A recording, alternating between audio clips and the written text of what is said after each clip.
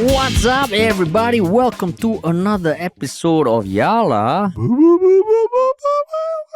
your thrice weekly podcast where we talk about the hottest news and the hottest stories with a touch of what, Terrence? Good old humor. Can't tell whether you're an old person in hospital or don't know what. What are you trying to get at, Terrence? This is a Halloween special, right? Halloween It's special. our Halloween special. Yeah. Yeah, it's one where we are going to invite our listeners to come and sink into the deepest recesses of like the afterlife with us. Yeah. And I mean, it's very different from the scripted comedy horror podcast we've been doing. You know, where these ghosts all have fun personalities and like actual human feelings.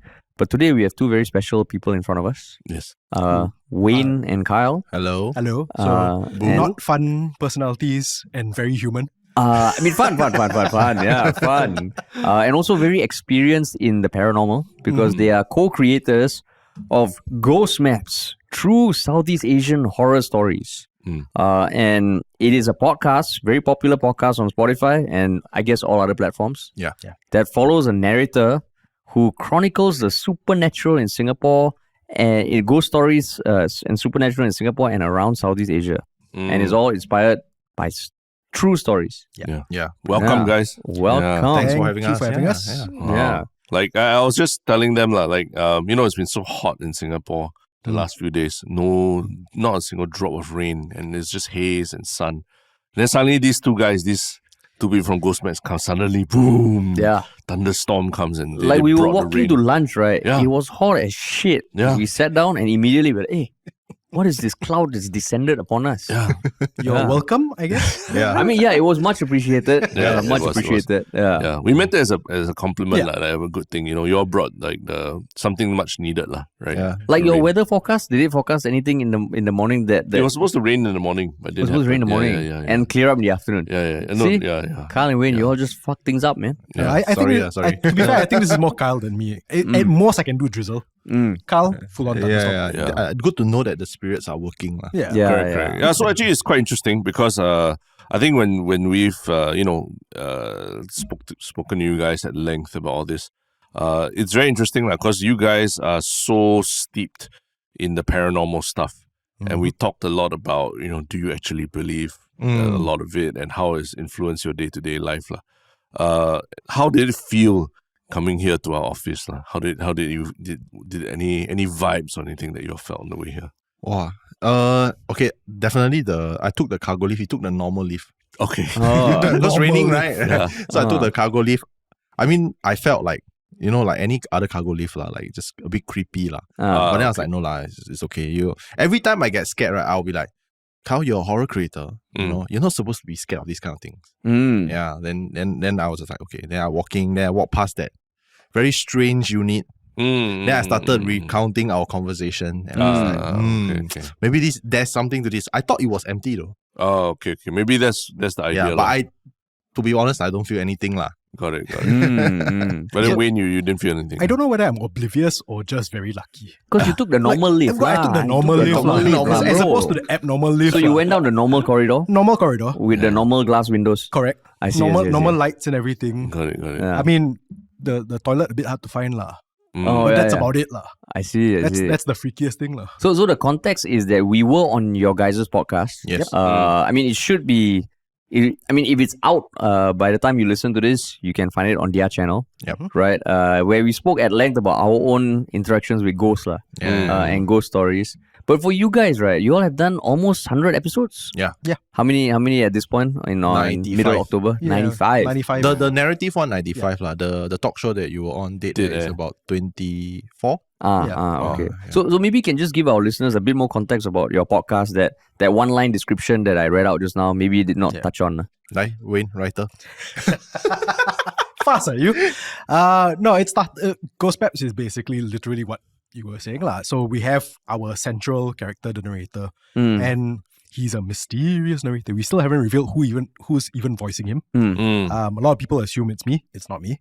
Some people assume it's Kyle. He starts Definitely laughing. not me. But yeah, we have our narrator who basically collects horror stories from different people from around Singapore and around Southeast Asia. When God, when did we start it? Actually, It's been like 5 years by now, right? 2019, late 2019. Yeah. Yeah. And what was the genesis of starting it? Like how did it come about? It's Frustration. Frustration with each other? us more. With Tell us more. wives? With what frustration? So like quite similar to what you guys do lah. Like because the film industry is very small. So we tried. And you were working in the film industry. Yes, I work in the film industry. I still work in the film industry. So mainly I direct and produce. Then he writes. So at that point I was relatively an unknown and young director, trying to get my name like everybody else.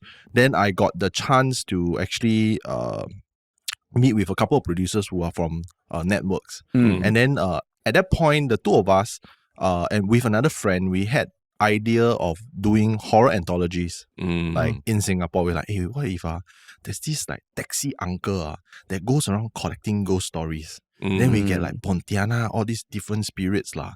Then it became like not just a conversation, not just like horror lovers. It became like an idea, not just three creatives.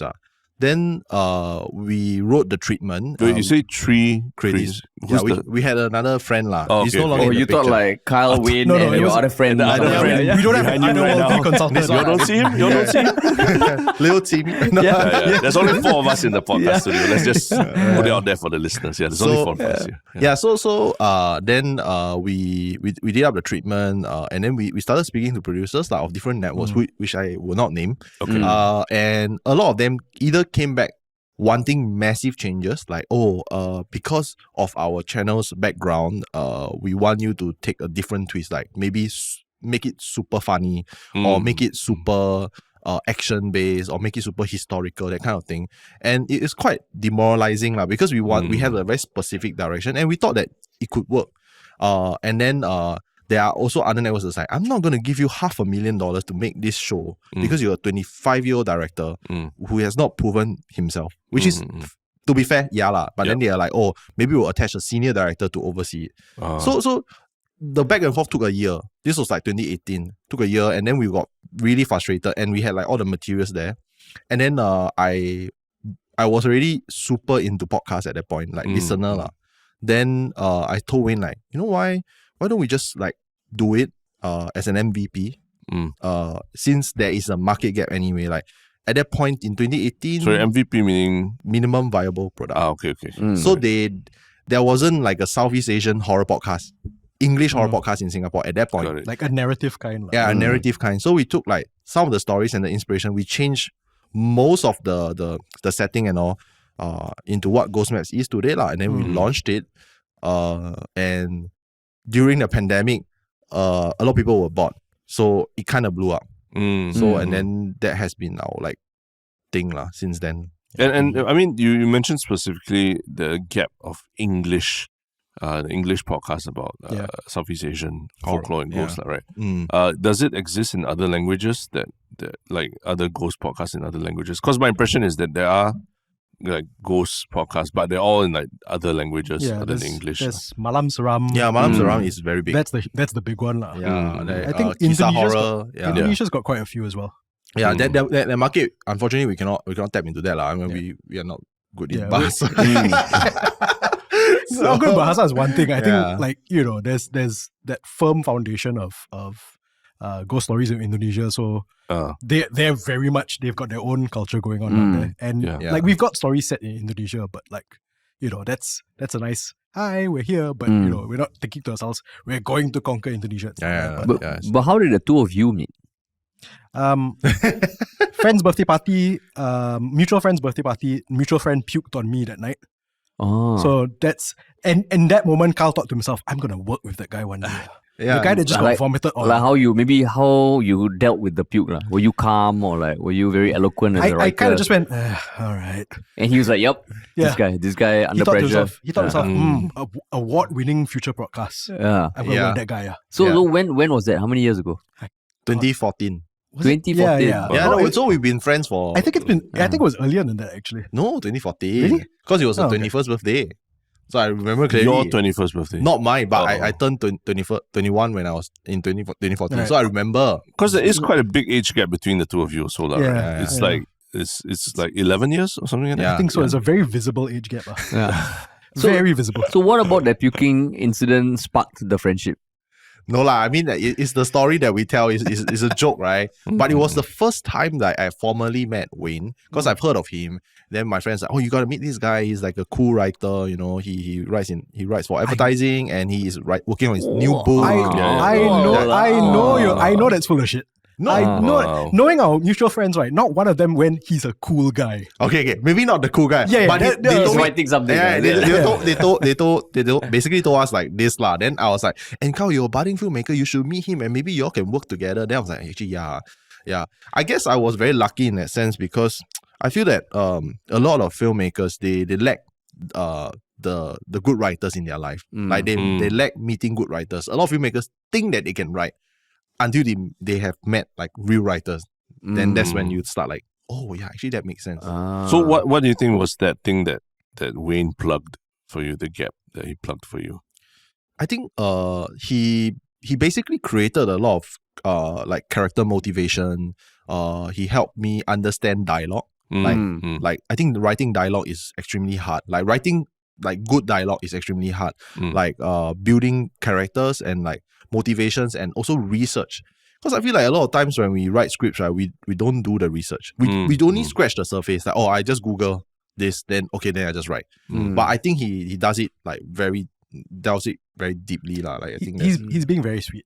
It's not like he had no idea about all these things before. I think it's just a case of, I think from the start we kind of worked well together where we kind of had the same ideas in terms of our character motivation, in terms of, you know, you want to build these personalities, you want to do all the research to get it right and everything. Yeah. We both kind of had that same idea. It's just that I guess we leveraged on each other in that sense where, you know, where either of us falls short in something, the other person will. yeah. But how soon did you all start talking about idea? Because you cannot be like while he was wiping up his puke, you're like, hey bro, want to start a horror podcast called Ghost Maps or something. You right? know, the funny thing is that because it was my best friend's 21st birthday, and then I was at the corner, I was like, oh, okay, drunk already.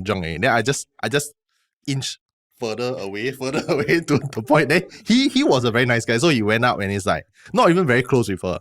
So he's like, are you okay? Then boom. Then I just laughed. Yeah. And then I was like, oh, this guy is super nice. Then at that point, and also like the conversations that we have, because we also have like a group of friends where we go watch movies, nerds like go watch like at the point Guardians of Galaxy 1. Yeah, And then we started talking about movies, and then that's when we realized that, oh, actually we have a lot of similarities and in terms of taste for movies, for like TV shows, and even comics, right? Yeah. And I remember like Wayne being one of the people that brought me back to comics. I used to read a lot of comics when I was younger, but then, you know, no money. Comics quite expensive. Then he brought Quite me back. expensive, It's like, hey, you got to buy comics. Then okay, I'll start buying comics again. Wow. I see. Like, very quite a sweet love story. Yeah, it is. I mean, Developing our own wives refer to each other as the Work other wives, wife. Yeah. So then like I mean when do you all discover that you all want to do something in the horror space? I Do think you I remember? it was probably what, like 20, like you said, 2018, 2019. 2018, yeah. I think it was more him than anything, because I've told him before, like, he is clearly the bigger horror expert between the two of us. Like, I'll watch maybe 1 or 2 horror movies a year. He'll watch like 1 or 2 horror movies a day. But I think we kind of found that common ground where we realized it's not the horror movies, it's that old practice of, like, you know, when you're kids, your older brother will come and tell you ghost stories, or your friends will tell each other ghost stories, or even you've got that one very irresponsible uncle that will tell you like horror stories when you're too young to hear this kind of shit. And I think that's where we kind of bonded. It wasn't like, oh, I like this horror movie, you like this horror movie, yeah. It was this, we kind of just sat down, and I think it was probably one of those times where after a movie we went to a mamak somewhere, and then we were just talking about Mama it. is the best place, man. Yeah, we were probably saying something like, nobody tells ghost stories anymore. Yeah. It was just like a random we weren't even talking about ghost stories. We were just like, hey, you know, like, nobody tells ghost stories. Like, nobody like, hey, boy, let me sit down, like, we're gonna tell ghost stories. I don't know, like, you know, like, I mean, I hate to say it, but like army ghost stories, right? yeah. Like that, but you just sit down with your circle bunkmates or and then you just something. start telling ghost stories. Just for the vibes. Yeah. I mean, that probably sat in the back of our heads for a while. Then we tried to pitch stuff to TV and everything. Yeah, Then I that's- think when we came back to it, we realized actually, okay, podcasts definitely cheaper to produce than a television show. Yeah. But it kind of also fit. It wasn't like second choice. We kind of realized, hey, wait, actually, it kind of makes sense also. It captures that feel of like telling ghost stories when you're younger. So we thought, okay this might. It's not just the more affordable option. This might be a very viable way to tell these stories also lah. So I think it kind of started from there. Like the timeline's a bit like weird here and there, but eventually it got to us doing podcasts lah. But actually, it's like I'm just hearing this story, and it's quite crazy, right? Because honestly, like you all now work so closely together for quite a long time already, and I think finding creative partners that you can work with, even ourselves included, over the years, we realized like there's so many people who come to you and talk and sit down at the mamak shop and I got this idea, we should do this together, blah, blah. But how many of those actually carry through to a actual working relationship or even finishing one project properly without like falling apart or killing each other? I mean, It's so rare lah. So it's like, when I think it's quite interesting to hear that you guys, it started from like, pitching movies, studios and everything. Decided to take it small, but now it's like become its own thing that has made you all also like almost like authorities or leaders in that space, right? I think it does help that when we met, we were both, you were just finishing LaSalle, but after you finished school, he almost immediately jumped into the workforce.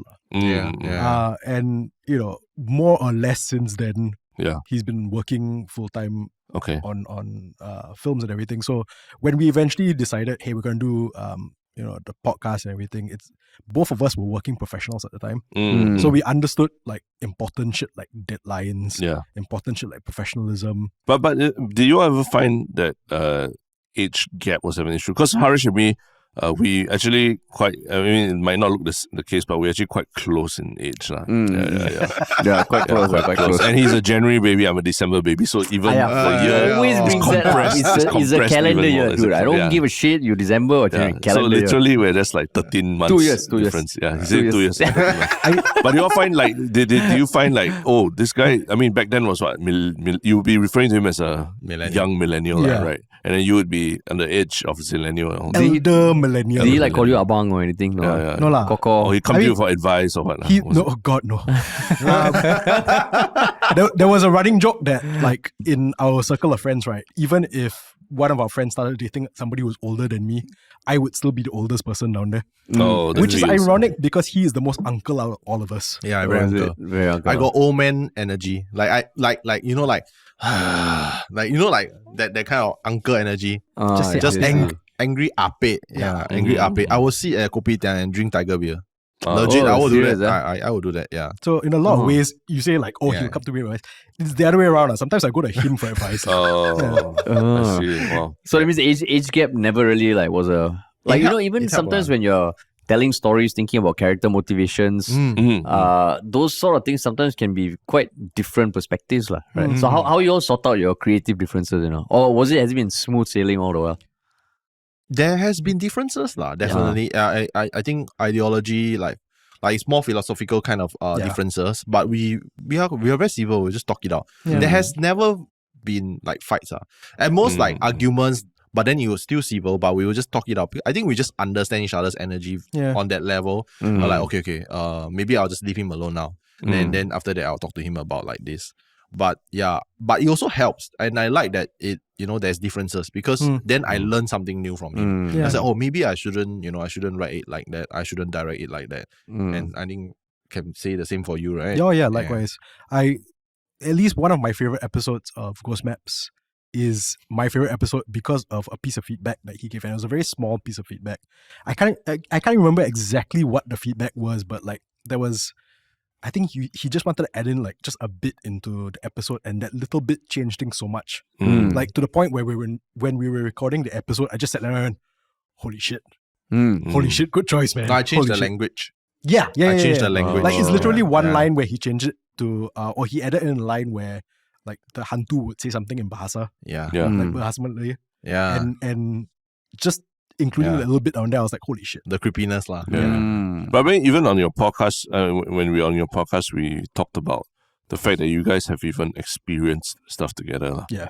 Paranormal stuff, not like That's what I was saying. that sounds strange without any context. Very close Paranormal working stuff relationship. together. Oh, Terrence, where are you running with that? Terrence? Paranormal stuff together. Okay Do lah. you think that also helps to sort of like put you at a place where you're like, okay, maybe even whether you don't believe or not, we felt something together, lah. It was beautiful. Yeah. It was so beautiful. Yeah.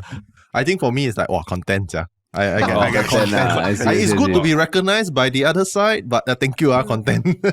Yeah, and to be fair, like our shared experience, I think it's only been one or two lah. One or two. Okay. Yeah, our shared experience not exactly like the most horrifying thing in the world lah. Yeah. So it's more he says out loud, oh, content. I'll say it in my head lah, like, ooh, content. But he says the quiet part out loud. And it's like, yeah, content. Yeah. So for you guys, like, when was it? After how many episodes did it feel like, oh shit, there's something here, like? Because you mentioned pandemic, you all blew up, right? Yeah. But the first few, because our first few episodes was always like, what are we doing? Are people listening? Because the podcast, you're almost speaking into a void, right? Yeah. But at what point did you know that, okay, we have to keep doing this? Okay, maybe we can share both our perspectives lah. Yeah, because my answer is I honestly cannot remember. I think it was 2020 because we launched our podcast in October 2019, and then the pandemic started happening, right? And we were doing once a month. Yeah. So once the pandemic started happening, our numbers jumped. Mm. It was growing when we launched it, but it didn't jump. So when it jumped, like when we hit our first 20k downloads, that's when I told Wayne, I was like, holy shit, 20,000 people are listening to our podcast. Then he's like, really? And I was like, yeah. But it just feels like numbers. Yeah. And then like we start getting like people asking us like, when's the next episode? I need to listen it to sleep, which is so strange. I still can't understand that. Then that's when I told him we might be onto something. And at that was about maybe episode 10. And how would people reach out to you? Like Instagram? Instagram and Facebook. Yeah, they will like private message us. I think that's the thing. I think like when we receive like Facebook comments or DMs, that's one thing. I think for me, because I cannot remember the exact time that this started happening, but so our first couple of episodes, right, all the stories are told to us by real people, and then we'll kind of like the stories are anecdotes and we'll fictionalize it a little bit and turn it into a narrative. And for most of, I think at least the first 20 episodes, it was like from friends or people we know or family or stuff like that. I think the moment it switched for me, like he said, it wasn't the numbers exactly, because the numbers is still just numbers. It's when we had fans messaging us and contacting us and saying, oh, I have a story I want to tell. Will you be interested in turning that into an episode? So when we started getting contributions from outside our own circles, I think that's when I realized, because then it starts becoming a community. It's not just like, oh, we're doing a show, then we got audience. Like they want to be part of the show in a way. So we're like, holy shit, that people actually sending in. And then after a while, it started getting it ebbs and flows lah. But that first time where there was a flood of messages from people, I was like, holy shit, this is something. But like, so for you guys, like, I mean, the people coming up to you or at least like really saying that they want to listen to the thing was very affirming lah. But on the flip side, like, as you know, your family or friends knew that you're doing this, talking about very pantang stuff and all that, were there any like people who like, oh bro, I don't think I can like hang out so much with you or talk to you so much anymore because you are so close to that stuff? What about your family? No, my family is actually okay. I mean, my family has been a bit of a background lah. So my family, I think it started from my mom and my dad. They are sensitive. In the supernatural sense, they are sensitive. They can sense stuff. But my dad is like a firm non-believer. But he can sense it. Yeah, he has revealed to us over the years that he can sense it, but he has not believed in it. Like he's the garang kind of guy that will like, he'll go to a haunted place and sit there and then say, no ghosts. Got ghosts come out. Like he's that kind of guy. Whereas my mom, straight up probably can sense it. My sis is also very sensitive. So they have always been very open to the idea of me doing horror. And the funny thing is that my mom, she's Thai, so she listens to Thai horror. at home I see. every single day. What do you mean, like podcast, type podcast? Yes, no, like it's not one of those YouTube videos that will like just play. Yeah, but like it's Thai horror. Wow. Yeah, so it's weird. I guess it runs in the blood. Yeah, nobody has like straight up said that, hey, because you do horror, I'm not gonna hang out with you. Oh. Yeah. My family loves telling stories anyway. So when, Okay. when they found out like, oh, I'm looking for stories, like, oh, let me tell you, I got this one. Oh, is let me it? tell you. Yeah, they were rushing to tell me. But yeah, nobody in my family or my circle of friends has said, don't want lah. Don't hang out with you lah. Don't know what might be following you. Would people do that? Not, I'm sure lah. But I think it also helps that like we made it very clear from the start that we're not trying to poke the bear lah. Yeah. We just want to tell stories. That's it. So we've for the longest time there wasn't like the talk show dead air that we have. Yeah. It wasn't anything else. So it's just stories. And we made it very clear, you know, we're not going to these places. We're not like trying to summon demons or whatever. Yeah. We just want to tell stories. So I think people felt like, okay, if it's just stories, then no harm, no nail. So the stories from your family, like you said, they like to tell, is not say ghost stories lah. It's just stories in general. They just love telling stories lah. Love But telling it stories. just happened that some of them have ghost stories also lah. Because like I mean, just hearing that, and you know, Carl, you were saying, seems like the horror aspect has always been a little part or a lot of part of your family or your upbringing or something. I think probably more yours than mine.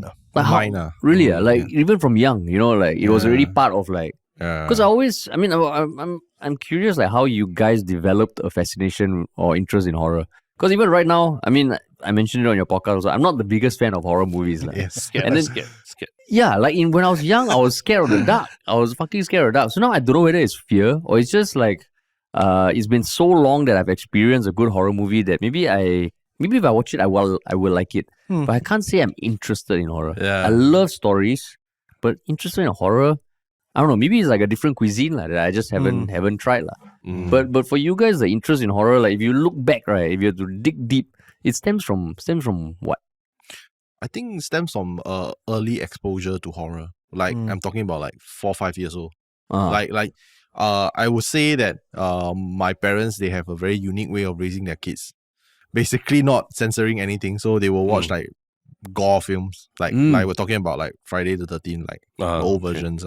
With you there lah. With you me. as a kid. Then me and my sister will just sit there and watch. But will they explain or they like, No. Carl, you figure out yourself? They will say don't watch, but then it's just there, right? watch. As a kid, I'm just gonna sit here and watch, right? Yeah. So I think that is my earliest exposure to horror lah. Then at an earlier age, like maybe in primary school, I was super scaredy cat on. Like I was afraid of the dark. My sister was much more braver than me. But then somehow I think throughout the years, right, I've been slowly inching into horror. Like even in film school, I will do things like when you have assignments, right, you need to make a film or something. I will make things that is like horror, true crime, like inching towards horror somehow. But I didn't know it was subconscious. Yeah, and all while watching horror stuff, I always thought that I like to watch all this stuff. Then I guess the realization was when I started working on the pitch, right? And then I realized actually I'm a horror guy there. Then it's almost like a realization where Bruce Wayne becomes Batman. Like you become the thing that you're afraid of the most. Then you put on the mask. Yeah, I put on the Hantu mask. Like I am part of them now. The Taoist priest, everything. So like now I feel like it's like a power. Like you do horror, therefore you don't need to be afraid.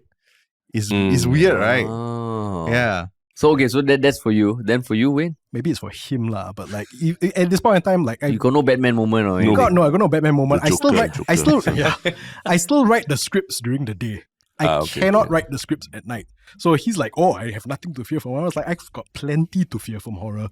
Yeah, like I said, he's still more of a horror story kind of guy than I am. So for me, it was like I watched a couple of horror movies when I was a kid, but there's a stretch of time where I just wouldn't touch it. I was just like too freaked out by it. I'm still kind of a coward, honestly. Like we told this to you guys yesterday, the day when we were recording as well, where he goes off to creepy locations to record visuals for the YouTube version of Ghost Maps. And at the start of it, he will always ask me, hey, you want to go now? I was like, fuck no. You have fun. I appreciate what you're doing for us, but you're on your own, man. Try not to die. But yeah, I think it's kind of reverse for me. I think it's after I started working in horror that I start to pay a bit more attention to horror films, horror books, horror comics, and stuff like that. But for me, when I was a kid, I think that at least we have in common that when we were way too young to be watching horror movies, we were Yeah. There watching was some horror movies. exposure. lah. Yeah, lah. Now it's like tracing the trauma that you Yeah. went through Yeah. as a child. That's why you are who you are today. Whereas for me, like I think it was in secondary school when watching a few movies turned me away from horror. Oh, is it? Yeah, mine was the opposite. And then my interest elsewhere developed. But I'm okay, so when you go for those things to take those videos and all, do you feel a bit of a rush inside or not? Yeah. Oh, you do lah. Okay. Yeah, So yeah. so I'm guessing that's the fix. Because for me, like doing stuff like the bungee jumping and all, you get the same rush. But that's my fix lah. No, Yeah. I thought your fix was like all the pickup videos last time we do on the street. No, pranks that and was all that. that was That was your fix. there was almost like no other choice, and having to do it because the actor we got kind of pulled Yeah, up. but genuinely, even as the guy there behind the camera filming him doing it, I was fucking nervous every time I do these things. Like I really didn't. Wow, I really felt like I really don't want to be here. It's so embarrassing. Why if someone come and catch us, all that kind of thing. So when I always saw him doing it, I was like, he's doing something that I would love to do, but I cannot do. It's just the anxiety cripples me, Oh, So it's really, I think, something from your childhood that traumatized you, like you really needed I attention. wasn't good with girls lah. I wasn't good with girls. I was just gonna say you just needed attention from somebody. Maybe lah. also, Yeah, yeah. maybe also. That when you could really like go out there and get it in public, you just went all out. Yeah, I'm like I have to do this, yeah. So it's just, but it's feeding my inner attention. Correct. But now I don't need attention. No, okay. Yeah. You sure or not? So, yeah, I think better, yeah. Every once in a while, Very just pop out. I'll just go out and try Pop out, it. go out and walk correct, around the correct. leotard once in a while. No, yeah. but it's true. During those, I wouldn't say like I look forward to those shoots. It was more I look forward to the end product. Yeah. Yeah, because same thing, you just get rejected over and over again, and it's like you also don't want to waste the opportunity because like Terrence was there, our camera guy was there, our sound guy. Then if you keep fucking up, right, then you don't get anything. You got nothing for the video. Yeah. But I think it's Yeah. funny because it's a bit in parallel, like what they're saying, right? Like it's not necessarily like you have you get a much bigger adrenaline rush from the experience of filming, going out and checking out space. Whereas for Wayne, it's really like, okay, I'll figure it out from the story and everything. Yeah, like, my adrenaline rush is cheering him on from afar. But I mean, I do get that as well because like there's one time which I followed him, and it wasn't to shoot the visuals, but there was one time which I followed him, and we talked about this as well, where we went to just outside of Old Changi Hospital because it's all fenced up now. And before going to Old Changi Hospital, like I was freaking out. Like I never went there as a kid. Yeah. I didn't even follow my friends when we were teenagers. I was like, nope. Honestly, complete coward. Y'all have fun, make fun of me all you want. I'm not going there. Never went there before. So it was my first time like literally walking anywhere close to it. And I think once we got to the gate where, because it's sealed off now, once we got to that gate, that rush lah, like it's not the rush of doing it, it's the rush of once it's done, you're like, Oh, that relief, that sense of that sense of relief, that's where the Yeah. rush comes from. So when we were done with it, I think we went to like a nearby like cafe or something and sat down. And I was like, holy shit, it was actually kind of fun. All this during broad daylight lah. We went to Nando's, by the way. Nando's. Went to Tampines, then go eat remembers. Nando's. Oh yeah, you're right. Yeah. It's like the first date, he remembers exactly where he was. But you was like, oh, just random bar. It's okay, it's okay. Heartbreaking. I do remember the important things. Okay? So in that instance, like if you had to do it again, it's probably the end result that would give you the motivation, lah. Because that sense of relief, it is quite nice, lah, right? It is, and it's partly the sense of, oh, I did it, but it's also partly the sense of, oh, okay, cool, then we can continue moving on with the project. So it's both those things, lah. There's the professional side of me that's like, oh, okay, good, now we've done this, the project will come out better. Then there's the other side of me is like, yeah, I'm alive. But Kyle, is it the same for you? Because like, I mean, correct me if I'm wrong, but for you, which was the same for me for our videos, I would never look forward to the shoot. Oh no, Yeah. no, I like right up to the day itself, I kept thinking to myself, is there any way I can get out of this or not? Oh, yeah, if it rains, like, bastards, yeah. No, I'm only learning about this now. but That's true. I didn't say because we ended up going anyway. But I was also thinking to myself, like, the reason why I didn't find some way out of it was because, like, no lah, wait, Carl angry. yeah. So for Kyle, is it the opposite for you? Do you like look forward to like you just love it? In a sense, yes. Because I used to do a lot of urban exploration. So which means, trespassing abandoned locations when I was much younger. So I would go to so that's a term, urban exploration. urbex, yeah, lor. So you go to these kind of urbex. places, just take photos and stuff lah. Like that was a different part of my life. Then at that point I identify as an atheist. So I will go into those places, right, saying that, hey, no ghost lah. You want come and haunt me lah. Then something actually happened lah. So I stopped that. But then I've always, I've mapped almost the entire of Singapore. So I've shot almost every single abandoned location. So I was like, I still want that, eh. But how do I get that in like just a small dose? Just that small Microdose. You're microdosing on horror. Yeah, so I will go to these kind of locations and I will shoot lah. But now, like, being older, you of course are much smarter. So I'll bring protection. I'll either bring like spiritual protection, or I'll actually bring someone who is who practice the spiritual thing lah. They will. Oh really?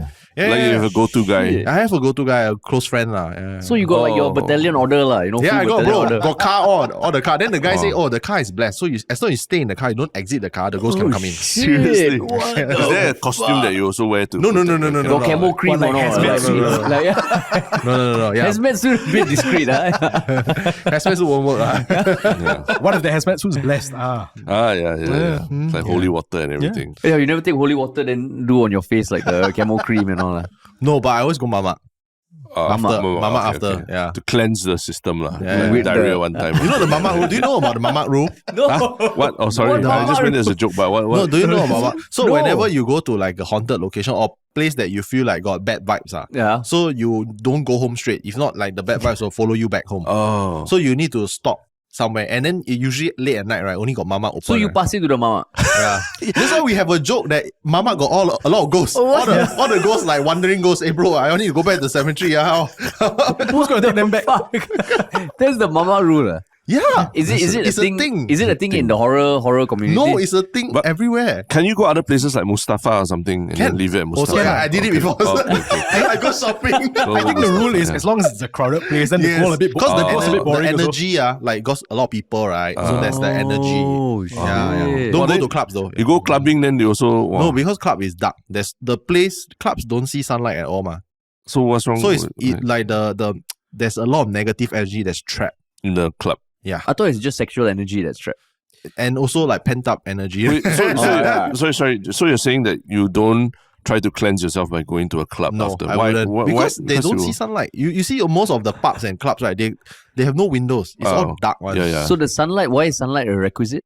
Because energy are like Oh, to kill like Oh. yeah. Oh, so Sunlight that can means- kill germs also. So that means if you go to a club after like a night like that, you're saying the ghost would just carry on thriving there. Like. Yeah, They'll follow then you. He'll follow you back. Get out. You want to get out of the place. Yeah. So don't go Siam Tiu, don't go Yeah. like club. Yeah. Go to a place that has sunlight. No, or like will be exposed to sunlight lah. At some point lah. At some point in the day lah. Oh, It's like vampires. shit. Wow, Yeah. that is interesting, man. Yeah. That means if you go to a Siam Tiu, it probably means you didn't just go to a cemetery beforehand or something lah.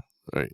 I guess You feel like with that logic, You would actually, hope so yes, lah. actually. Yeah, you could. I don't know, like maybe someone go make love potion in the cemetery, then come and go Siam Tiu, find the Siambu. There's also Like got all that. story. Yeah. So how did you all Banana leaf. discover that rule? I've always known it. Okay, I started urban exploration. Then there was this guy who told me, hey, Kyle, don't go home first. Go to like mamak. Then I started asking. So it started like from somewhere. Must you Yeah. order a certain thing like No. Clearly not like we went I to thought Nando's lah. prata or Yeah, anywhere like with a lot of people. So you can drop off the spirit. Like maybe you stay there for like 1-2 hours. Then after they go home. But I don't know, but Chinese, at least like in the Chinese funerals I've been to, there's like a red string that Yeah. you give you at the table. Oh, to tie around yeah. finger when you leave, and you're supposed to just lose the string Yep. before you go. Oh. Yep. Or they will put out water with some leaves to wash your face before you go home. Yep. Do you have that in I don't your think Hindu culture? so. I mean, Hindu, you have to put like this sacred ash on your head and all. I'm sure there's some protection it affords you, lah. okay. But I'm not really sure. Do you believe those things also? And I mean, if it's there, I'll just use kiasu a bit. It's okay. But that means, it's doing that would not be enough to get rid of the ghost if it follow you. I think the mamak one is tested and proven. No, it's weird because we earlier this year we went to Malaysia and then we talked to the Malaysian podcasters, right? And then we talk about the mamak rule and they also know. Oh, is it? Yeah. So they're like, yeah. We also do that. Like sometimes we go drive, we go to like Karak or something like the hotter highway. Then we go back, right? We confirm go mamak first. We will never go home straight. But you sure they didn't get they get some commission from the mamak store to send you? No lah. Actually, that's like a story. The mama, has a commission with all the ghosts, Season 2, Season 1 is Exorcist. Go to the mamak store. together. No, then the mamak is like some disgruntled guy. Like, walao, so many ghosts today. Yeah, that's right. Extra customers. Why so many people? The cemetery got ketai. That's why a lot of people come here. Yeah, that's right. So sometimes when you go to a mama, you see only one person there. It's still damn crowded. That's why there's not enough people there. But are there any other rules that you follow doing these things? Like don't do anything disrespectful or what in cemeteries. But is there any other specific things that normal people like me wouldn't know about lah?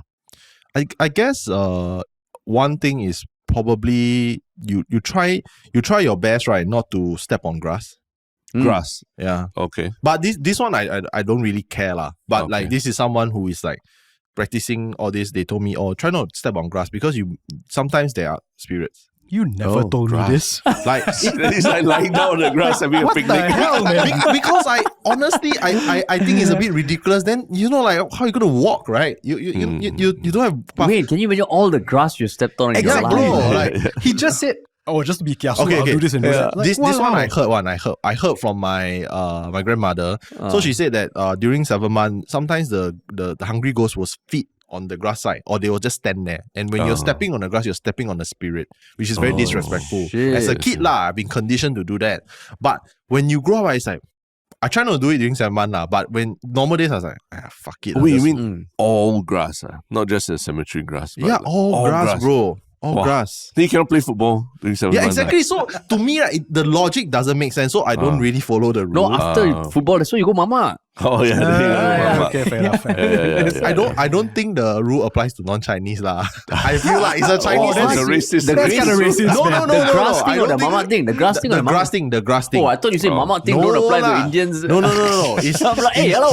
because Use mamak store, but you see, the ghosts, right? They'll be like, okay lah, they are not of that religion, The so it's belief okay or to give something. chance But like, you are Chinese fella, you die already. I'm gonna possess your whole family. Oh, But actually, interesting. Then do ghosts cross geographic and Actually, cultural boundaries? That's one thing that I've always thought about. Yeah. Then when you go USA, or let's say you travel to a Western country, do you get vibes and feels when you walk around castle or anything? I have zero fear. Zero. I think it's a cultural bias. Yeah. Okay. Yeah, As in, and- you're not scared of Western ghosts lah. No. I was like, bro, we got Pontianak that can rip off your penis. You have Hailers Horseman, bro, you just get into an accident. Yeah, the horse can't even fit through the door and everything. Right? Oh, so you have never been in a country abroad, aside from Asian countries, where you have felt the same kind of energy. Japan probably got. Oh, Japan got.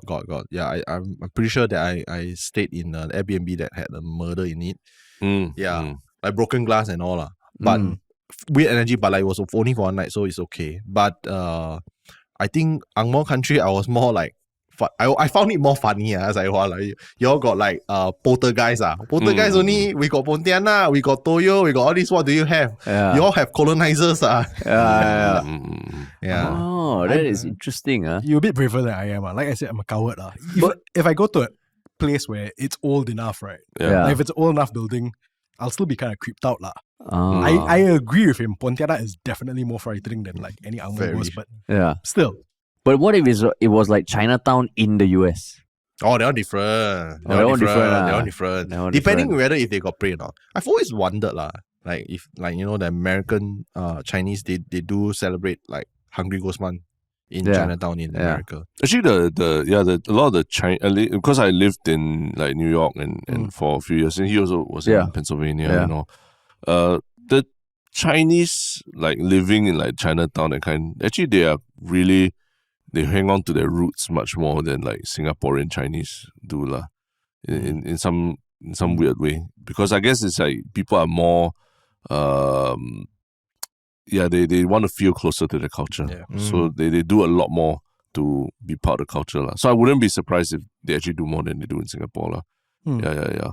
But just going back to like one thing you said earlier, which I wanted to ask, when you said people listen to horror stories to go to sleep, right?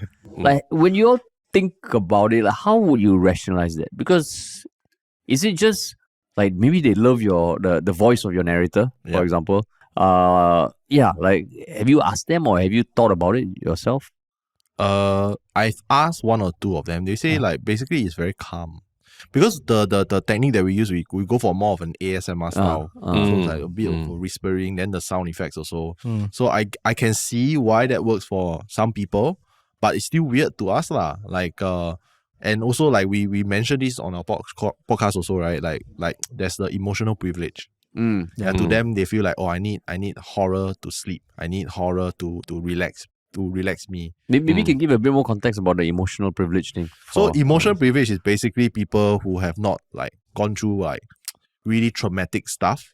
So for example, like for me, I won't be able to do like super realistic body horror because I've actually seen like bodies, like people jump down, that kind of thing. Whereas my wife can because she has not seen a real body. So she's like she will watch like Wretched then while eating lunch. I tried that, then I almost puked. So she has emotional privilege for that. And she also admit she admit not I say one she admit she taught me the emotional privilege thing. She's eating like marinara spaghetti right now. No, I think it was steamboat. Then it had meat. Like meatballs and also the raw meat or something. Then cook lah. Then she I almost puked, When I saw the lobotomy scene, I cannot take it. I was like, wow, I need to stop already. The more he says, the more his wife sounds like psychopath. Yeah, like lobotomy and then eating fish balls. So is the calming ASMR thing? I think most of it is, at least half of them are like, your narrator's voice very soothing. So I don't really pay attention to what he's saying when I'm trying to fall asleep. So if I listen to it during the day, then it sounds scary lah. But at night, I'm like, very nice. I see. But I think it's like what he said lah. Like sometimes people just need a bedtime story. And if you're the kind of person where horror doesn't affect you, then it's just a nice thing to listen to before you go to bed. I see.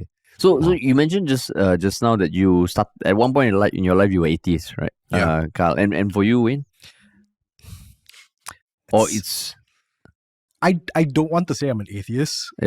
But also at the same time, it's not like I'm terribly spiritual either. Okay. So I wouldn't know how to categorize myself. But as you go deeper into the world of the paranormal, has that kind of been influenced? Like whether I know you can be spiritual without being religious. But has it evolved in any way? Definitely. I was raised, like any other Singaporean Chinese, Buddhist, Taoist. So like Taoist and Buddhist are very different. But like in Singapore, we kind of do like hybrids. So I was raised that way. Then when I hit the atheist point, I was like 18, 19. So now I can say that I'm agnostic. Agnostic. Okay. I believe there is higher power, but I just don't think that there's one or any, like it can be anything. Right. But I have this little prediction with myself is that I will probably turn religious again.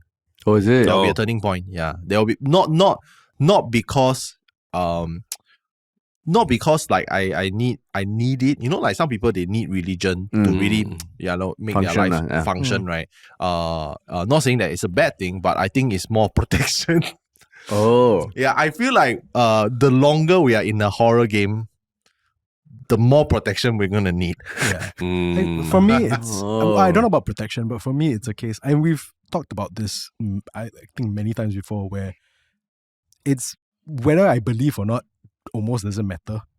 It's we're going to this place and people believe. Like I imagine a huge chunk of our listeners believe, and it's somewhat disrespectful to go like, "Oh, that's your belief, not real one."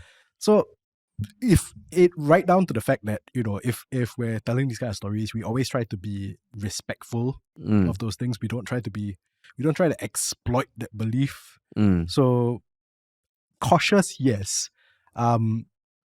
protection, that one I kowtow to his advice lah. If he tells me bring this stuff, I'll be like, okay, I'll bring this stuff. I see. But do you feel that, like how if you look back in history, there were always these people who thought, like the Earth was the center of the universe. But at some point, science reaches a point where it can prove it. Right? So do you all feel with this supernatural thing, we will reach a point where we'll be able to quantify or scientifically prove it? Or you think it's just a higher power that is always going to be like a bit nebulous?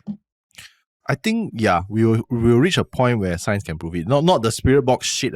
I hate that. Like what is the spirit box? Like the EVP, electronic voice phenomenon. I don't think that the science doesn't back it. It's just grabbing random signals. But I'm talking about like a camera that has been trained by AI to basically see ghosts, that kind of thing, or see things that's from another dimension, like an energy kind of thing. Then then I think that's where we will hit lah. Yeah. Okay. Yeah. I don't know whether science will be able to prove it. I actually kind of hope it doesn't.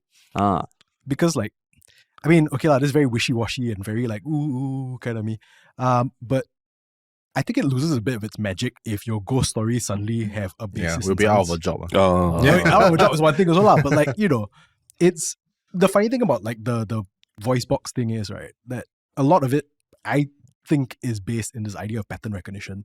So you hear what you need to hear from the voice box. Yeah. So if you hear John is my friend from like random static, that's because you were listening to that. So I feel like the supernatural is very personal for a lot of people. And if you can disprove it, or if you can clear as they go, ghosts exist, it kind of takes that away from people. I think it's like we always say that, especially in Southeast Asia, it's so much a part of our culture. It's like in other countries in the rest of the world, it's adjacent to their culture. Whereas here, it's like, life in Singapore, big shiny buildings, but also hungry ghost man, Pontianak. It's very much who we are. So I feel like if you very coldly can catalog like, oh, this exists because of this, it takes away from it. And will it happen? I don't know. Do I hope it happens? No. So it's almost like part of our social fabric lah. Yeah, and these kind of things you can't really quantify. Like, why do certain people get along? Sometimes you just can't tell. And that part of our social fabric, why do we believe in it? I mean, if you go back far enough, I suppose you can see like, oh, maybe it has its roots here and its roots there, but it's become so much a part of who we are that I think if you strip that away, I'm not saying we'll suffer because of it lah, but we'll have lost something lah. It's like you go to a magic show lah, Yeah. and if you just sit there trying to, how he does it with his hand, it ruins the spectacle lah, right? Yeah, it's like, I mean, it's fascinating lah when it comes to magic. Like I was reading an article from Penn and Teller, I think it was the quiet one, I think it was Teller, where he talks about the neuroscience behind magic and like why your mind just does not perceive when they do this kind of trick and everything. And they've done the thing like, this is going to sound very weird. So, the cup and ball trick where the 3 cups, and they do it with transparent cups. And they show it to you and you still can't follow it. You're like, what the fuck, man? I can see what he's doing, but I still don't know how he managed to pull that trick off. So I think there's parts of us that just don't want it to be solved. And I think that part of us, like you said, it's very much a part of that social fabric. You think maybe it's also because we got emotional privilege in Singapore? Also true. Like in the US, you want to go out at night, you get shot by somebody. Singapore, you won't get shot, so we got to invent something to scare you from going out, so you won't spend so much time outside. We got roller coasters lah. Just pay to go on the roller coaster lah. That's just it lah. Yeah. Oh yeah, it's the emotional privilege. I mean, I can imagine like the history of the supernatural in Asia, because there has to be something about Asian culture that has given rise to all these ghosts. Yeah. That, I mean, because you see everything else, right? You talk about agriculture, you talk about like reading, you talk about language development. Everything across the world has been almost very in line with, they come in waves. Yeah. But the development of ghosts, is like Asia is so much richer. Yeah. I think the reason probably is we had really good storytellers. Because you look at a lot of these like creatures that we have down here, the Pontianak, the Penanggalan, the Toyol and all this, right? You can kind of see like, oh, okay, maybe it started as like this cautionary tale, a lot of them very sexist cautionary tales lah. Like, Pontianak, you could argue like, oh, woman, you must be docile, if not you become like this, or whatever lah. So I think we just had very good storytellers, and that shit has like stuck with us all the way through because those were fucking good stories at the start. So I think it probably starts from there. Where exactly it begins, not say we can pinpoint lah. I see. So then, like in the grand scheme of things, you mentioned just now the different dimension or something. How does your perspectives on supernatural fit with like aliens or like the multiverse or the simulation hypothesis? I think for me is all everything is linked. Yeah. So I recently, can I share a story? Of course. So recently I have a friend. I need to set the context. He's Singaporean now, but he was raised in China. So he, how the Chinese government, right? They don't want their people to be like religious. They're moving towards atheists, and he is a very strong atheist. So, and he was a friend from film school. So I've shot horror stuff with him also. Then we met up recently, and then he was telling Carl, I got a ghost story for you. You horror podcast, right? Okay, let me tell you a ghost story. So he was skateboarding at Holland. There's this place in Holland Avenue, I think. This big field that used to be I think Hakka Cemetery. Hakka. Okay. Yeah, it's a very big Chinese cemetery. And now it has a columbarium right now. Okay. So he was skateboarding there with his wife at about 12 a.m. in the morning. And he was skateboarding towards the car park. And about 50 meters away, he could see like a little girl wearing pink at 12 a.m. With four parents running around his car, specifically his car. And then he was like weirded out. I was like, why is there a girl? Like, then he wanted to shout at the girl to, hey, don't scratch my car, something. And then she took a turn towards the back of his car and then disappeared. Just disappeared behind the car like fate. And then he was like, what the shit did I just see? And then he immediately told his wife. And then his wife got scared. And his wife's like, I think ghost, you saw a ghost. And then he's like, no, I don't think I saw a ghost.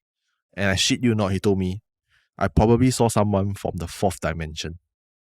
Like multiverse, like Doctor Strange multiverse. Then I'm like, so you're more keen to believe that you saw someone from another universe, from another dimension, than a ghost in a place that is known to be haunted. And he says, yes.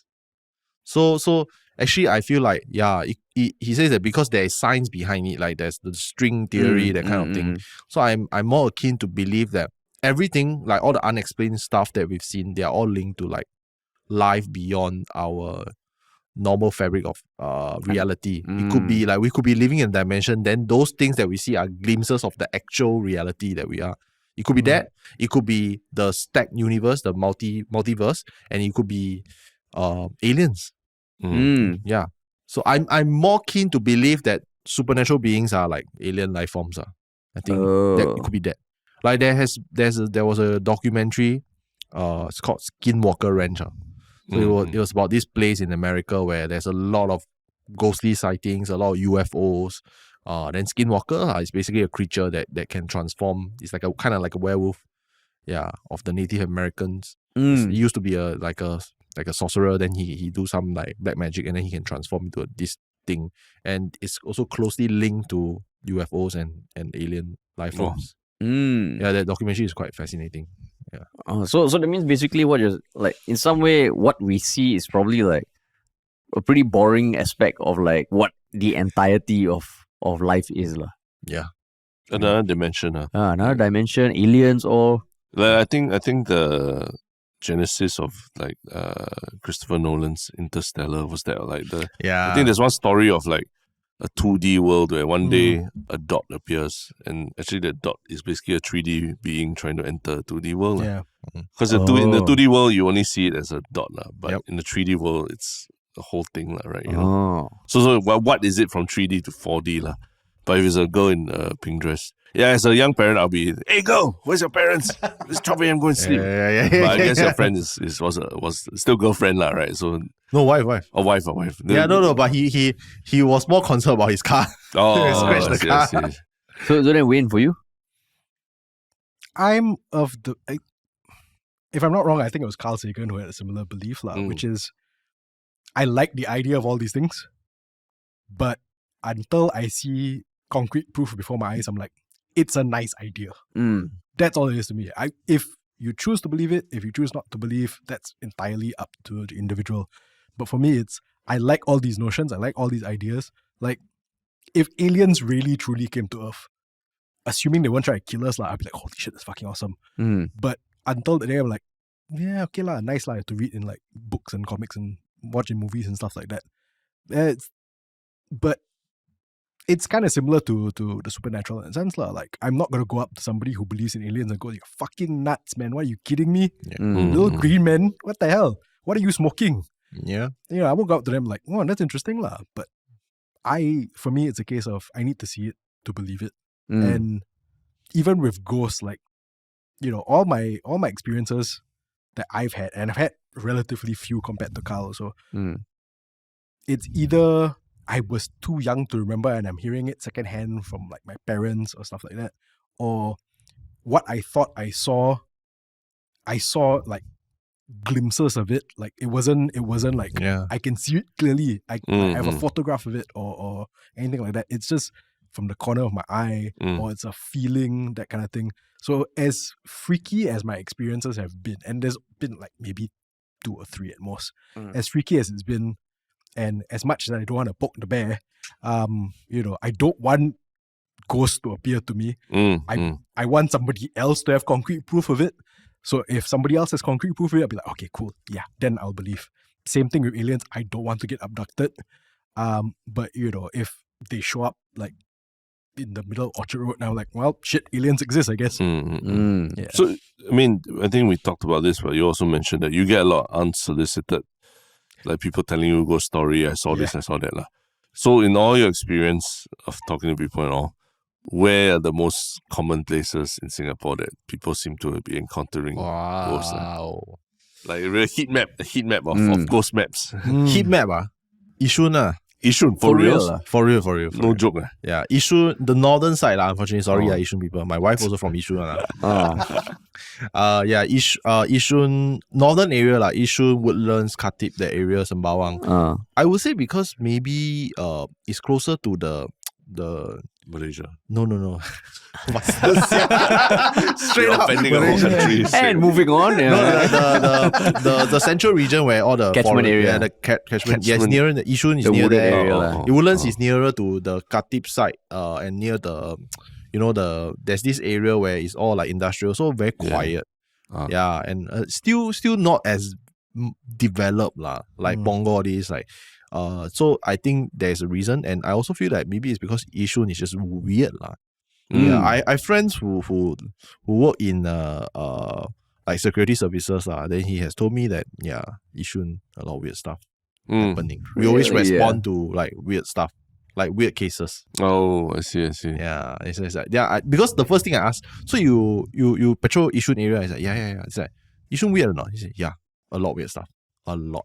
Really, more than the usual places So when you say the northern areas, it's because it's less developed. So that's where the ghosts would go to. I would say like it has not been Singaporeanized in a sense whereby like we build like skyscraper until the ghost no place to go. So they're like wild boars like that Wow, bastard! like in your show right? Like got no more space already. Then the ghost like, how I hunt? I go back already. I don't know I go where. Yeah. So either they go to the central catchment area, or they are like, I'm fucked But we say that if we build up a place, then the ghost cannot hide anywhere. But I've also heard like that, those stairwells in cargo lift areas in all these shopping malls. Apparently, there's a lot of things there and every time I walk into one, it's usually quite like dark, spooky. There's like some random plate of food, like someone ate there or something. You sure? No, are you not making this up? No, as in random plate of food in a cargo lift. No, not cargo lift. Like the stairwell, like where like the emergency stairwell. But why you will go? Why would you go to? No, sometimes if you're a car park, then you don't want to wait for a lift, then you just go and kind of thing. People have said that place always is where the ghosts congregate in the urban area No light Yeah, very little lack of light. Lack of people, lack of light, all that. Toilets Toilets also. Toilets is a well documented place because no light, lack of people. Sometimes the light shut off. So what's the thing with light and ghosts? Like, why? I think it's a more predominant feng shui thing because light is energy that can purify yang qi yang energy. Then darkness is yin ma. So if there's an imbalance, right, the negative energy will congregate. And then that's where like you become a nesting ground for spirits lah, or like a suitable place for spirits. That's why when you see certain funeral procession, right, the Chinese ones, right, whenever they bring out the urn, right, then they need to shelter it with the umbrella. Even at night, they also need to do that. Oh. Yeah, it's to protect it from being hurt by the yang energy lah. Yeah, in that sense lah. So yeah, I do believe that toilets are a festering place for ghosts. Oh, really? Yeah. Some toilets are just a festering place lah. For everything. For a lot of different things Correct. besides ghosts. Yeah. So then, like, from hearing all these reader stories across different cultures and anything that stands out or not, that you're like, oh shit, I didn't realize. Because I mean, for us, 400 plus episodes covering news, current affairs, yeah, there's a lot of things that stand out in terms of what people care about, how people feel. For you guys, since it's all a lot of like stories from listeners, right? Or even about your audience, anything that you've learned that surprises you, you know. I mean, I love our audience. They are mostly a bunch of people with like very good vibes. I think one thing that I've learned is purely statistics. Like people listen to horror for mental health. For mental health. It's strange, yes, but like we have gotten messages, actually a lot of messages about people like, oh, I listened to your podcast during a very tough period in my life, and I like that I'm with you guys in this. It feels like I'm on the journey with you guys. Things like your podcast give me hope or something. It's weird because it's horror though, but at the same time we try not to judge lah. We're like okay, thank you, that kind of thing. So that's one thing that I've actually noticed is a trend between horror creators. I've seen we have other parents who are also doing horror podcasts. They also have the same kind of thing that's going on. I think it's the escape also lah, because like it falls in that like sort of umbrella category of like genre fiction or speculative fiction. So you got your sci-fi, your fantasy, and your horror lah. Like it's far enough removed from real life that, you know, if you're going through a rough time and you just need that getaway for like 10, 15, half an hour, 30 minutes, you know, it's something you can immerse yourself in, and then like when you're in that world, at least temporarily, you stop thinking about the shit that's happening in the real happening world. in real world. Yeah. So I think the escape kind of does help. I think also in the sense when we talk about like our audience having a good vibe, we try to cultivate that as well. And I think a lot of at least one idea that drives us also is this idea of most of our stories take place in Southeast Asia. And we kind of see it also in the stories that a lot of our audience shares with us also lah, where there's a lot of commonality. Like even if you look at the creatures and spirits, like Manananggal and Penanggalan, very similar. Pontianak and like other spirits like the Nang Tani, very similar, or both of them live in like banana trees. I think there's a Filipino version of the Toyo as well. I can't remember what it's called. But you see a lot of similarities between different cultures, and I think we try to not so much lean into that, but that's always at the back of our minds, where it's a unifying thing for Southeast Asia, where at least in the specific region we're all like, we kind of share and exchange ghost stories, and that's the thing that kind of ties us all together as well. It's like roti prata, roti chana. Exactly. Right. Exactly. But then on that note, are there certain like countries or cultures that think their ghosts are the best? Every country and culture will think that their ghost is the best. Really? But it's not like a fuck your ghost, my ghost better. It's just no lah, mine's scarier lah. No lah, mine's scarier. So there is that sort of rivalry lah. Yeah, there is that sort of rivalry, but like the moment somebody goes, oh, what about Western ghost? Fuck the Western ghost lah. So like Singapore, what's our national ghost? Pontianak? Yeah. Is it? I thought that's Indonesia. No. She's kind of our PR already. Indonesia is PR already lah. Indonesia. She's known as Kuntilanak. Oh. And even in Malaysia also, I think she's probably the most. I mean, popular there's definitely politics lah. They will say, Indonesia, you steal from us lah. Then Malaysia says, no, you steal from us lah. Then She's Singapore like the is nasi lemak of ghosts lah. Singapore is It's like the nasi lemak of ghosts lah. yeah. But I guess if you were to ask me, I think Pontianak is our ghost. There's no like army ghosts, like one type of army ghost, right? Got lah, the Japanese soldiers lah. Oh, Japanese Oh, soldiers. Japanese soldiers. Okay, okay. British makes soldiers sense. also lah. Like people have seen like those ghosts lah, marching and But stuff. don't have like a BTO ghost or something. BTO maybe not yet lah. Oh, Soon. not yet, not yet. You need not yet. BTO murders ah. Yeah. Then Almost what reach the happened? 99 years for BTO, then there's some shit that happens. I hope somebody just takes that little bit you said out of context. We need more BTO murders. Oh shit! Die off. So over the past 5 years also, have you also seen the stories that come in almost more politically correct also? No, for my audience, no. Equality of Yeah. sexes, everything. We also try to maintain a balance to be fair. Okay. To be fair, I would say that my political views are more centered. I try to take a balanced approach. He's more left lah. Can I say that? I guess. But I honestly have never thought of it. I must say that his approach is more, I would say, righteous lah. Like he's trying to do something good. Everyone is trying to do something good, but from different perspective, right? So there is a bit of back and forth between the two of us, like for deciding certain things are like to be PC, quote unquote lah. But I think at the end of the day, it's like the point of view is we want to make everyone feel welcome, inclusive. And horror is somewhere where everyone can escape. The real horror, there's life, right? Yeah. So yeah, I think no, that's fair. I think it's exactly what he said, where it's a case of we don't want this to be a place where you don't want ghost maps to be a place where you feel like you're not welcome. Yeah. Or you feel like, we're trying to exclude somebody. So it's not a conscious decision. I think we just let's not, hurt people's feelings, or let's not hurt people or make people feel like they're excluded. That's basically our approach to things. I see. So like what's the future of ghost maps hold for listeners? Wow. Well, the near future is that we've got our 100th episode coming up very soon. Yeah. January 2024, that's our 100th episode. We have some stuff that we have planned out that we will announce due time. But we do have a new show that we're developing. Yep. Like a Spin-off, I guess. A spin-off audio series called ICA. Yeah.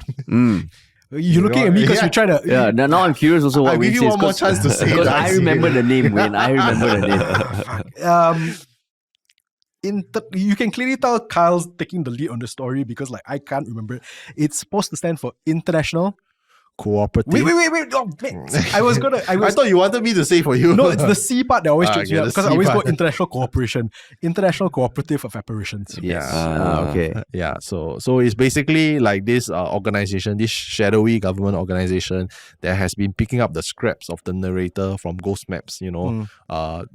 Interviewing people, telling ghost stories, and it's like, okay, we're gonna catch these ghosts, we're gonna catch these ghosts, we're gonna catch these ghosts. So basically, get free work done lah. So they have an agent named Keith who is like trying to balance like do I help the ghost or do I catch the ghost or do I just run away So there's an arc set in the Ghost Maps universe. And it's not a comedy, it's a there is drama. tinge of comedies but mostly Dark drama comedy. horror. I see. Yeah. Drama horror. I think what we've realized is that, and this is why I admire what you guys do, so because I find it fucking difficult to write comedy.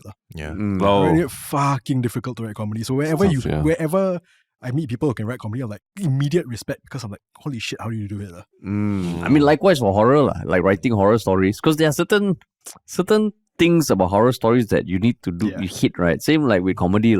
So yeah, kudos to you guys as well, man. Thanks. Yeah. I think, and actually like going out there and living those experiences and recording that and then bringing it to people, whether it's to make them feel better for their mental health or that. I think that's where you add the value to the world, right? And every little bit counts. And I'm sure for the ghosts also, they also feel like they're being heard.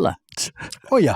Yeah. Right. You're giving a voice to the voiceless. We've received feedback from that section of our audience. So yes. Nice. Maybe they are here now. I don't know. There's this thing behind the camera. What did you bring here? Yeah. Not me. Not necessarily First me. the rain, now this. Come on, man. This is the second time it has happened. The rain. Oh, is it? We You go to a podcast. we did a podcast talk. Yeah. And then the moment we went up on stage to tell ghost story, it rained. And that happened today. Yeah, which is very weird. It's very weird. We need to keep count of that. That's we should do already. So if people want to find out more about Hantu, like where, about ghost maps, like where do they find you? Okay, I'll do the. do this, I'll give you a chance. Pretty much wherever you can find podcasts. And I think we're on all the major social media platforms. So we're definitely on Instagram, Facebook, and TikTok. Your handle? And handle is We Are Hantu, one word. We Are Hantu. WeAreHantu. Yeah. We also have a website you can go to, and then from there you can find all the ghost map stuff. We're as well. very proud, very proud. Hantu.sg. Yeah. Oh, you all got the domain. We cannot Got believe it. that was available. Yeah, Hantu is the company that, basically. Then Hantu.com? Who has Hantu.com? I don't know, yeah. Yeah. I think some Angmo website. Oh, Yeah. Hantu.com. Yeah. No, Wait, is it a diving website? It could be the diving website for Pulau Pulau Hantu. Hantu. Wow. Yeah. Oh, okay. shit. Yeah, but we got the SG. Haha. Got that. Yeah. Yeah. Oh, but cool, man. cool. Yeah. Cool. Yeah. Yeah. So is it time for the One Shiok Thing. one Shiok Thing? Yeah, it's basically a segment where we share something with our audience that they can enjoy themselves at home. That means don't talk about your mother's cooking or something that they obviously can't enjoy, like a link, a song, a TV show, movie series. And we give you all a heads up, Please. so you got no excuse to not have something. Yeah. Ah. Yeah. Yeah. So I mean, we can go first. First. Yeah. Wait, What's yours, Let's Harish? see. My one Shiok Thing was this photography award competition that I never knew existed until now. It's called the Comedy Wildlife Photography Awards. So it's basically nature photos that are funny lah. So for an example, there's like a kangaroo playing air guitar that looks like it's playing air guitar. There is a coyote that seems like it's smoking a cigar. Nice. And yeah, I just thought, I mean, the pictures are pretty cool because you always see those National Geography photos and all, right? But this one is comedy. So it's actual photos that are funny. I've seen it before. Oh, you've seen it? Yeah, I've seen it before. Oh, it's pretty dope, man. Yeah, it's very funny. Yeah, it's damn funny. If you all can see, wait, that's the coyote that looks like it's smoking a cigar. Nice. Yeah, Yeah. Yeah, so that's my one Shiok Thing. nice. What about you? My One Shiok Thing is an recent episode of the Joe Rogan podcast. Ooh. I mean, yeah, whether you like him or not, I think his podcast really is quite something to sink into. And one episode I recently listened to that I felt was like surprisingly good was the episode where he spoke to Kurt Angle, the WWE wrestler. Yeah. And Joe Rogan over the years, I think he has a record of actually like shitting on pro wrestling and laughing at how lame the whole thing is. But I think in more recent years, he's a bit more come to realize like it's also it's just a form of entertainment, right? Like you're not going to shit on musicals and say, oh, none of that makes sense. The people singing in real life, right? That kind of thing. So I think now he's got Undertaker, Kurt Angle, people like that on his podcast, and it's very interesting because he really is quite crazy. Some of the stories that that these pro wrestlers go through, some things they go through to just pursue their passion, their craft. Yeah. And so this particular one is interesting because Kurt Angle is also gold medalist at the Olympics. Before he became pro wrestler. Oh, he's the one who used to walk around with his medal, right? Yeah. Oh shit! And so You suck. exactly. So he Yeah. talked a lot about the psychology of it. Who the writer who came up with all the scripts and how he basically went from like being a pro athlete and like very quickly became a big name in wrestling and now one of the legends. Yeah. And it really, it's a lot of hard work. It wasn't just that he's talented, he had to work with writers, he had to know how to play with the psychology of the crowd. And he talked a lot about it on the podcast, which is damn interesting. And his move used to be the Olympic slam or something, right? Olympic slam, the ankle lock, and all these things. Yeah, that's true. And the you suck and chants and all that. He really love made that. it famous. Yeah. Oh, So cool. it's Joe Rogan podcast. Yeah, check it out. Cool. See, because of your choice, right?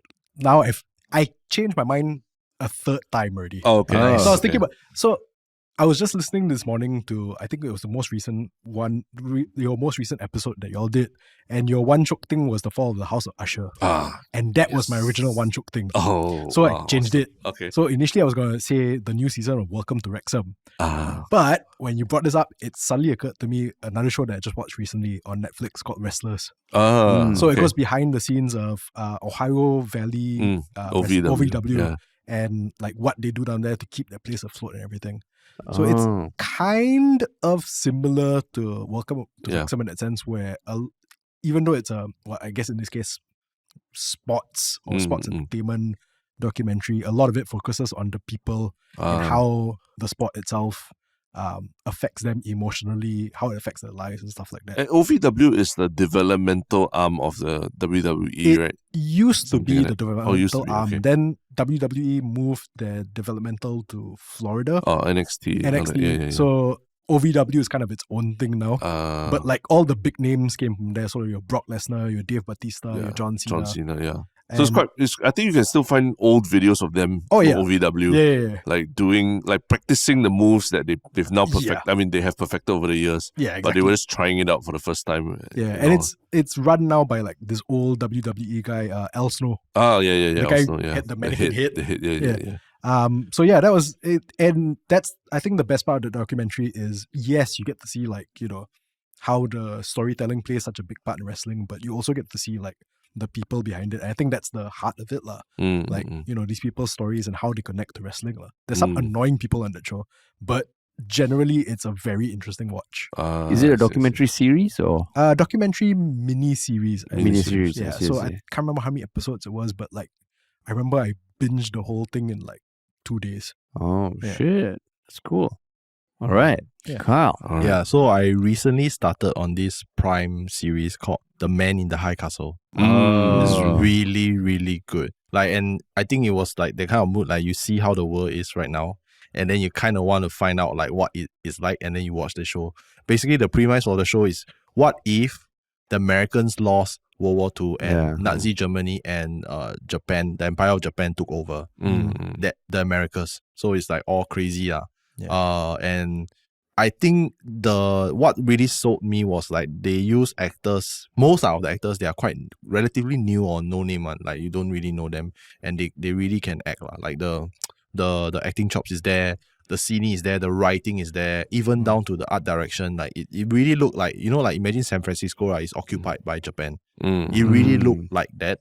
So it really gives you that idea of like, wow, if like the world took a different turn in that multiversal thing, right? What would this happen, would have what it was better. Like, and it was also based on a book, I think. Philip K. Dick, I think, was the author. Yeah, but it's very draining to watch. Each episode is an hour. Yeah. And it's like you will be on the edge of your seat. But I think it's that kind of show that I feel like everybody should watch it at least once in their life. Yeah. I mean, I mean, that's on my to watch list, but I find there's a lot of inertia to watch it. Partly because I know that sometimes, you know, you just want to veg out, right? Yeah. And then you watch that, you're like, wow. But because also the concept sounds so high level that I can't imagine them pulling it off, but it's very highly reviewed, right? Yeah, it is well done. It's really fantastic. That's like, insane, man. I think the cinematography for that show is one of the best for TV. One of the really, best. Like really, I watch a lot of TV shows. I think that one is one of the best. And how many seasons? Quite a few seasons, right? 4 seasons. I remember when it came out, it was winning a bunch of awards. Yeah. And I when it came out, I saw it. I was like, okay, I'm not gonna watch it because it's too depressing. Then now I'm like, okay, maybe I should watch it. Yeah. And then I started. Then I was like, oh my god. Yeah. Alternate realities. Yeah. Right, yeah. It's a bit like The Handmaid's Tale. Have you seen it? I've seen an episode, The Man in the High Castle. Yeah, but I do want to go back and revisit it again. Yeah. And Handmaid's Tale, you said after the first few, you kind of pushed through it. It became good, right? Yeah. I watched half the first season. I was like, not so sure. Misogynist, you. And on that note, yeah, but I mean, thanks so much for coming, guys. Thank you for coming. Thank you for Thanks for having having us. us, man. Yeah, thanks it to all was three of you for coming by. Yeah, Kyle, awesome. And I mean, when your series comes out, the ICA thing, just let us know. We'll do all we can. And hopefully this happens again, man. Yeah, Sweet. definitely. Yeah. We should do it. Yeah. Thanks for coming. All right. Thanks for listening, everybody. Peace.